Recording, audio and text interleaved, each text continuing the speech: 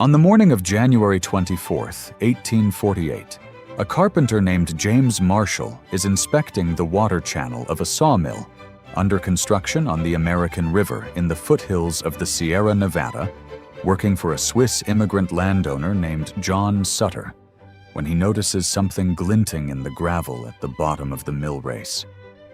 He picks it up. It is soft enough to bend without breaking, heavy in a way that glass or quartz is not, and it does not tarnish or corrode when he holds it to the light. He brings it to Sutter that evening. Sutter tests it against the descriptions in his encyclopedia, lowers it into acid, checks its specific gravity. By nightfall, the two men are sitting across from each other with the knowledge that what Marshall has found in the gravel of the American River is gold. Sutter asks Marshall to keep the discovery quiet. He is trying to build an agricultural empire in the Sacramento Valley, and he knows, with the clarity of a practical man who understands how human beings behave, that a gold discovery on his land will destroy his plans. He cannot keep his workers once they know what is beneath their feet. He cannot maintain the discipline of a working ranch or the schedule of a construction project once the knowledge spreads. He asks Marshall to say nothing. Marshall agrees. 6 days later, Marshall mentions it to a mill worker. The mill worker mentions it to a friend. The friend mentions it to a merchant. And the merchant, a man named Sam Brannan, who operates a store at Sutter's Fort and who immediately understands not that he has heard about a gold discovery, but that he has been handed the most valuable piece of commercial intelligence in North America, does something that will make him the first millionaire of the California gold rush before a single significant nugget has been extracted from the American River. Brannan does not go to the gold fields. He goes to San Francisco. He walks through the streets of the small port settlement, which in early 1848 is a village of under 1,000 people on the edge of a harbor so deep and so sheltered that ships from the Pacific have called there for decades without generating anything more significant than a modest hide and tallow trade, waving a bottle of gold dust over his head and shouting that gold has been found on the American River. Then he returns to his store at Sutter's Fort, which he has spent the preceding weeks stocking with every mining implement available in California: picks, shovels, pans, flour, salt pork, boots, rope, at prices he has negotiated before the announcement, and at which he will now sell to the thousands of people who will shortly be willing to pay anything for the means to get to the gold fields and survive long enough to dig. Sam Brannan makes $600,000 in 12 months without mining a single ounce of gold. He makes it by understanding, before anyone else in California, what the gold rush actually is. Not a windfall for the men who find gold, but a commercial opportunity for the men who sell them what they need to look for it. The miners are the customers. Brannan is the business. The distinction will define the economic reality of the gold rush from its beginning to its end. The news reaches the eastern United States through the summer of 1848 and achieves critical mass in December when President James Polk confirms the discovery in his annual message to Congress, and the United States Mint assays the gold samples that have been arriving by ship for months. The confirmation triggers the largest voluntary mass migration in American history. In 1849 alone, something in the range of 90,000 people make their way to California by the three available routes: around Cape Horn by sea, across Panama by the land crossing, and then north by ship, or overland across the continent along the trails that cross the Great Plains and the Sierra Nevada. By the end of 1849, California's non-indigenous population has grown from roughly 14,000 to over 100,000. By the end of 1850, it exceeds 300,000. The composition of this population is the first indication that the gold rush is not going to distribute its rewards in the way the mythology suggests. The 49ers who pour into California are not primarily the desperate poor seeking a way out of poverty. They are, in many cases, men of moderate means who can afford the passage and the equipment, literate enough to have read the newspaper accounts, connected enough to have heard reliable information about routes and conditions. They are farmers' sons from Ohio, mechanics from New York, merchants from Boston, and they arrive in California with enough capital to purchase the equipment they need, and enough organizational capacity to form the mining partnerships that dominate the early placer fields. The three routes to California each generate their own commercial ecosystem before a single 49er has panned an ounce of gold. The Cape Horn route, 6 months by ship around the southern tip of South America, fills every available berth on every vessel that can be chartered from the Atlantic ports, driving passage prices from $30 to $300 within weeks of Polk's December announcement, and creating a shipping boom that enriches the New York and Boston merchant houses that control the available tonnage. The Panama crossing, 2 weeks by ship to the Caribbean coast of Panama, 10 days overland by canoe and mule to the Pacific, then north by ship to San Francisco, is faster but more dangerous. The Chagres River crossing breeding cholera and yellow fever in quantities that kill a meaningful fraction of the men who attempt it. The Panama Steamship Company, which controls the Pacific leg of this route, raises its fares to $1,000 per berth and still cannot accommodate the demand. The overland trail across the continent costs less in money, but more in everything else. 4 months of walking across plains, deserts, and mountains with an equipment investment of $200 minimum for the wagon, oxen, and supplies required to have any reasonable chance of arriving before the Sierra Nevada snowpack makes the final crossing impossible. The outfitters of Independence, Missouri, and St. Joseph, the jumping-off points for the overland trails, experience the same commercial windfall as Brannan, selling picks and shovels and salt pork to men who will pay whatever is asked, because the alternative is arriving in California without the means to survive. What they find in the gold fields bears no resemblance to the effortless wealth that the Eastern newspapers have been describing. Placer mining, the extraction of gold from stream gravels using pans, rocker boxes, and long toms, is physically brutal, technically demanding, and subject to the mathematics of diminishing returns in ways that become apparent within months of the initial rush. The richest deposits are the surface gravels immediately accessible to the first arrivals. The gold that has been concentrated by centuries of water flow into the most easily worked locations. By the time the mass of the 49ers arrives, the best placer ground has been claimed and worked. What remains requires either greater investment in equipment and labor, or the willingness to accept lower returns per hour of work, or both. The average miner in California in 1849 earns perhaps $16 a day in gold, a figure that sounds impressive until it is set against the cost of living in the gold fields, where the merchants who supply the mining camps have discovered that the concentration of gold-rich, supply-poor customers allows pricing structures that would be unimaginable in any normal commercial environment. A pound of flour that costs 4 cents in St. Louis costs $800 in the mining camps at the peak of the rush. Eggs sell for $50 a dozen. A pair of boots costs $100. A room in a boarding house, not a private room, a bunk in a room shared with a dozen other miners, costs $100 a month.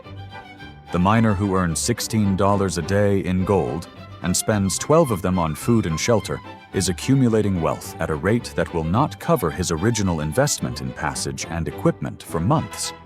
And the rate of return on that investment declines steadily as the most accessible placer ground is exhausted, and the remaining deposits require more labor and equipment per ounce of gold recovered. The merchants who supply the gold fields operate in a fundamentally different economic environment. Their costs are determined by the price of goods at their point of origin, St. Louis, New York, Valparaiso, Canton, plus the cost of transportation to California, which is high but calculable and stable. Their selling prices are determined by what miners desperate for supplies will pay, which in the early years is essentially unlimited. The margin between their cost and their selling price is not a normal commercial margin. It is a wealth transfer mechanism, moving gold from the men who extract it from the ground to the men who sell them the tools and food they need to keep extracting it, at rates that make the commercial profits of the gold rush dwarf the mining profits in total value.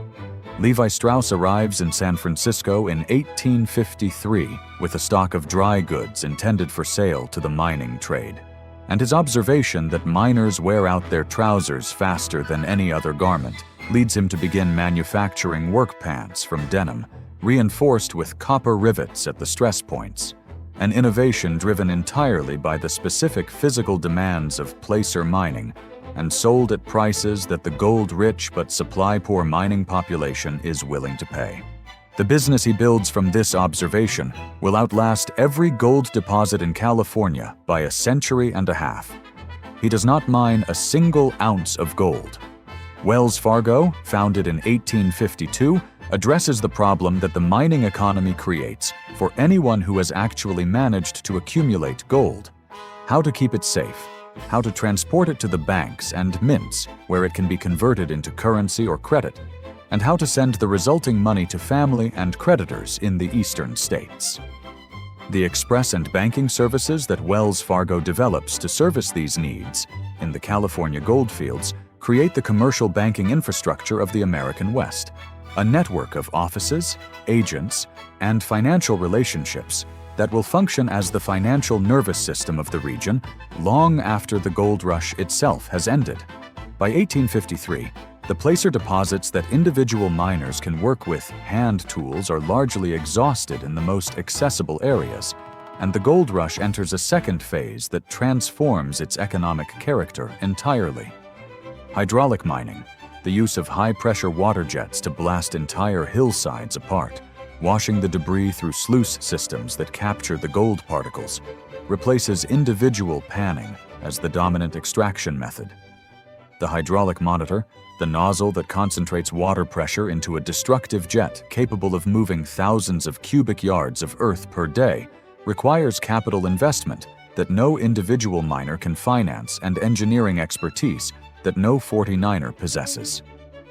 The mining corporations that deploy hydraulic technology in the 1850s are organized on joint stock principles, financed by San Francisco banking capital and managed by professional engineers. They bear no resemblance to the individual prospectors of the rush's mythology. The individual miner who arrives in California in 1849 with a pan and a shovel becomes, within a decade, an employee of a mining corporation working for wages, no different in his economic position from a factory worker in Manchester, the only distinction being that the raw material he processes is gold rather than cotton. The Chinese immigrant workers who arrive in California from Guangdong province beginning in the early 1850s occupy the bottom of this new mining economy's labor hierarchy. Working claims that white miners have abandoned as insufficiently productive, accepting wages and conditions that others refuse, and sending their earnings home through a remittance network that makes the Chinese immigrant community one of the gold rush's few groups to generate sustained net savings from their California earnings. By 1852, there are 25,000 Chinese workers in California, performing the most physically demanding and least compensated labor in the mining economy, building the infrastructure of the transcontinental railroad that will eventually connect California to the eastern markets its commercial economy requires. They are taxed specifically and exclusively as foreign miners under the Foreign Miners Tax of 1850, generating revenue for the California state government while being systematically excluded from the legal protections and political rights available to white miners. The impact of California gold on the global monetary system is the dimension of the gold rush that contemporary observers understand least, and that proves most consequential in the long term. The The monetary systems of the mid-19th century rest on a bimetallic standard. Gold and silver both function as monetary metal, with an official ratio between them set by government decree and maintained through the mint's willingness to coin either metal at the established rate. The United States Mint in 1848 sets the ratio at 16 ounces of silver to 1 ounce of gold. This ratio is an attempt to reflect market prices for the two metals, but it is necessarily a fixed rate in a world where the relative supply of gold and silver can change. California changes it dramatically. The gold flowing out of California from 1848 onward is not a trickle. It is a flood. Approximately $280 million worth of gold enters the global economy in the first 5 years of the rush alone, a quantity that had previously taken decades to accumulate from all the world's gold sources combined. The sudden expansion of the gold supply depresses the price of gold relative to silver, which means, under the bimetallic standard, that silver becomes undervalued at the official mint ratio. Silver coins, worth more as metal than as currency, disappear from circulation as people melt them down and sell the metal, leaving the United States with a practical gold standard and a severe shortage of small denomination coinage for everyday transactions. The Coinage Act of 1853 responds by reducing the silver content of fractional coins, dimes, quarters, half dollars, while maintaining the silver dollar at full weight but effectively demonetizing it. The act is a pragmatic response to the monetary disruption that California gold has created, but it is also the beginning of the long political conflict over the gold standard versus bimetallism that will define American monetary politics for the next half-century, culminating in William Jennings Bryan's Cross of Gold speech in 1896. The global effects extend far beyond American monetary policy. Silver-producing economies, Mexico, Peru, Bolivia, find the value of their primary export commodity falling in real terms as gold floods the world's monetary system. The silver mines of the American Southwest, whose output would otherwise have been the most valuable mineral resource in the region, are economically marginalized before they are even fully developed. The established commercial relationships of the Pacific trading world, calibrated to the silver prices that had prevailed for 3 centuries, require renegotiation as the value of the metal around which they were organized shifts beneath them. San Francisco's transformation from a small port village into a major city is the most visible physical consequence of the gold rush, and it happens at a speed that has no precedent in the history of urban development. The settlement that Sam Brannan walks through, shouting about gold in 1848, has a population of approximately 800 people. By 1850, it has over 25,000. By 1855, over 50,000. It is during this period the fastest-growing city in the world, and the growth is not the organic growth of a city developing through gradual commercial expansion, but the explosive growth of a city whose function as the port of entry and commercial center for the gold fields attracts every commercial service, every financial institution, and every entertainment establishment that a population of gold-rich young men at the end of a long journey might want to purchase. The commercial infrastructure that develops in San Francisco during the gold rush years, the banks, the wholesale merchants, the shipping companies, the insurance houses, the commodity exchanges, is not built to service the gold rush. It is built to service California, and it remains in place long after the easily accessible placer gold is exhausted, adapting to the agricultural economy that replaces mining as the dominant economic activity of the state, then to the railroad economy, then to the industrial economy of the late 19th century, then to the financial and technological economy of the 20th. The gold rush builds San Francisco's commercial infrastructure in 5 years. That infrastructure defines the economic character of the Western United States for the following century and a half. John Sutter, whose land the gold was found on, loses everything. His workers abandon his construction projects the moment the discovery is confirmed. Squatters occupy his land before any legal framework exists to protect his title. His cattle are slaughtered by hungry miners crossing his property. By 1852, the agricultural empire he spent a decade building has been dismantled by the gold rush he tried to prevent, and he spends the rest of his life petitioning Congress for compensation that never comes. He dies in 1880, still petitioning, still waiting.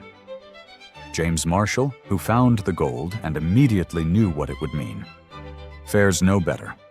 He files mining claims throughout the gold rush years, but finds no significant deposits. He works as a carpenter, then as a vine dresser, then attempts to profit from his fame by charging admission to lectures about his discovery, then attempts to sell autographs. He dies in 1885 in a small cabin near the site of his original discovery. Nearly destitute, occasionally drunk, forgotten by the California whose history begins with the morning he bent down and picked up a glinting piece of metal from the gravel of a mill race on a cold January morning. Sam Brannan loses his fortune later in a ruinous divorce settlement that strips him of his California real estate holdings, but he loses it as a multimillionaire, decades after the miners whose rush he exploited have spent their gold on flour and boots at his stores. The gold rush does not make the miners wealthy. It makes the merchants wealthy. It builds the banks. It creates the cities. It disrupts the global monetary system. It establishes the commercial infrastructure of an entire region, and it demonstrates with a clarity that subsequent generations of students of economic history should find instructive that the men who extract the resource almost never capture the majority of the value that the resource generates.